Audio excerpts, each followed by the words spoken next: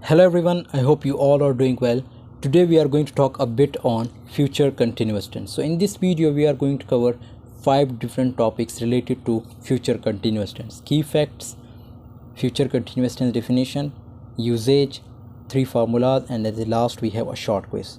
So let's get started. Key points. Will be and shall be are used as a helping verbs.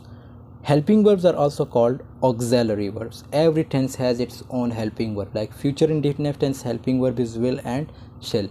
Shall be is used with I and we. Will be is used with he, she, it, you and they.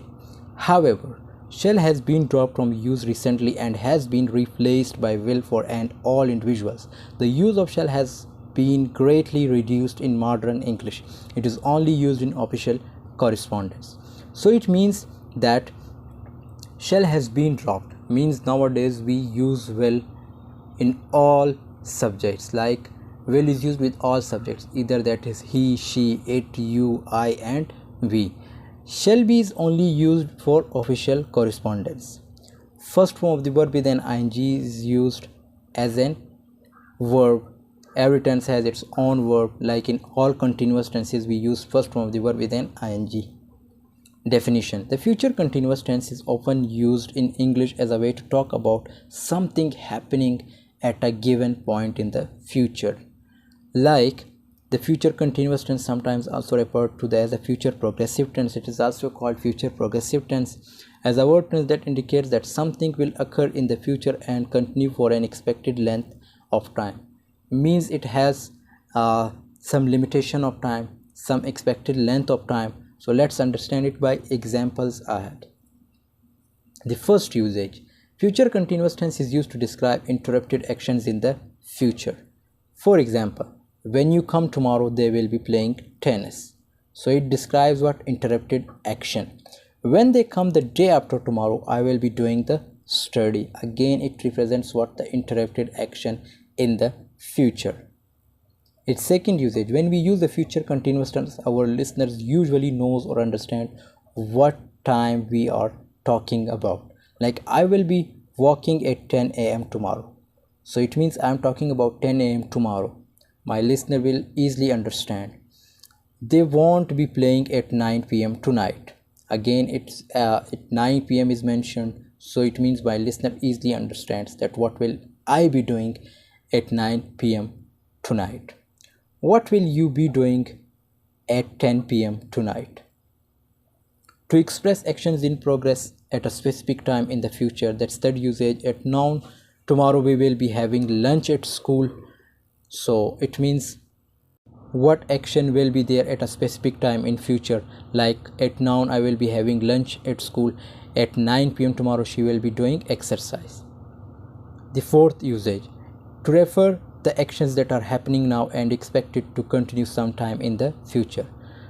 Remember one thing here, we use still. Like unfortunately sea levels will still be rising in 20 years.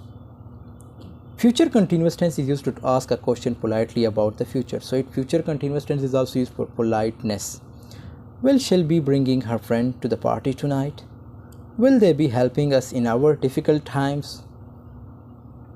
Contractions with future continuous tense, like I will, you will, and he will, she will, it will, we will, and they will. And for negative, these contractions are used like I will not. It can be like I want, you want, he want, she want, it want, we want, they want. Simple formula. Subject, will be and shall be, first form of the verb with an ing object. Ali will be reading various kinds of book. Ali is what? Ali is what? Subject. Will be is what? Helping verb, which is also called auxiliary verb. Reading is first form of the verb with an ing. Various kinds of book is what? Object. They will be playing football on the field. The same subject. There is helping verb, first form of the verb with ing, then object. She will be having coffee in this coffee shop. Negative formula. In negative formula, note is important. Subject, will be, will and shall, then not, then be. Remember one thing, here we split the helping verb. First will and shall, then be, means use in these two any one. after not then be, first form of the verb with an ing, then object. Like I will not be shopping at that market tomorrow. So I will not be singing different kinds of songs. I will not be attending a program on Friday. Interrogative formula. Again here we replace the helping verb, which is also called auxiliary verb, like will and shall subject then be, not like will be and shall be then subject. It's wrong. Will and shall subject then be, first form of the verb with an ing, then object, then question mark. Will she be going to the concert day after tomorrow? Will you be helping her with her assignment? Will I be seeing you in function? Quiz. Here is a short quiz for you all. Like I dash during so fast. So choose anyone and try to solve this in comment section. The second one is she will not be dash the notes tomorrow. They dash the page today. Ali dash be coming to the party. What dash asking? Will be dash the GNN news at 11 p.m. So try to solve these all quiz and write its answer in comment section. Then I will reply that what you have done and what's right and what's wrong in your answers. So thanks for watching. I hope this video has been helpful for you. See you in the next video. Take care of yourself.